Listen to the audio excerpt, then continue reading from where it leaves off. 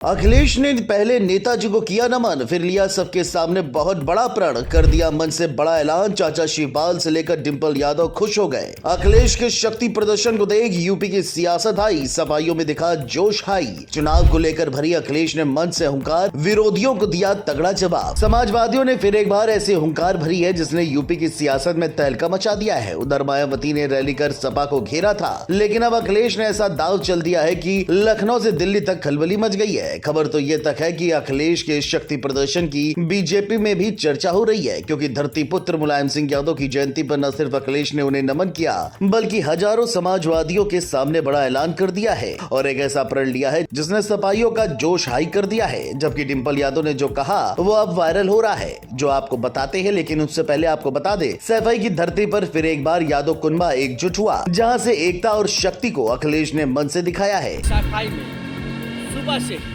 समाधि स्थल पर कार्यकर्ताओं की भीड़ उमड़ पड़ी थी। लाल टोपी, लहराते झंडे और नेताजी अमर रहे के नारों से पूरा सफाई गूंजता दिखा। अखिलेश यादव ने नेताजी को नमन करते हुए कहा, नेताजी ने हमें संघर्ष सिखाया है, अब हम उन्हीं के बताए रास्ते पर समाजवाद की नई इबारत लिखेंगे। लेकिन इसके बाद जो कहा उसने यूपी की राजनीति का तापमान बढ़ा दिया। दरअसल अखिलेश ने मन से ऐलान किया कि अगले साल नेताजी के जन्मदिन पर यानी 22 नवंबर 2026 पर इस प्रेरणा स्थल का भव्य उद्घाटन किया जाएगा। अखिलेश ने कहा, हम जब लोग नेताजी के सिद्धांतों और समाजवादी विचारधारा को जन जन तक पहुँचाने का संकल्प लेते हैं। उन्होंने कहा कि नेताजी का सपना था कि गरीब, किसान, मजदूर और अल्पसंख्यकों को समान हक दिलाना। आज हम उसी सपने को पूरा करने का प्रण लेते हैं। अखिलेश के इस बयान के साथ ही सपा कार्यकर्ताओं में मानो जोश की लहर दौड़ गई है। चाचा शिवपाल यादव और डिंपल यादव भी मंच पर मुस्कुराते नजर आए। अखिलेश ने इस मंच से सियासी विरोधियों पर भी जमकर प्रहार किया। उन्होंने कहा कि हम संविधान और सामाजिक न्याय की रक्षा के लिए लड़ेंगे। जो लोग आरक्षण खत्म करने की साजिश कर रहे हैं उन्हें हम जनता के बीच जाकर जवाब देंगे। ये सीधा तंज बीजेपी सरकार पर था। अखिलेश ने कहा कि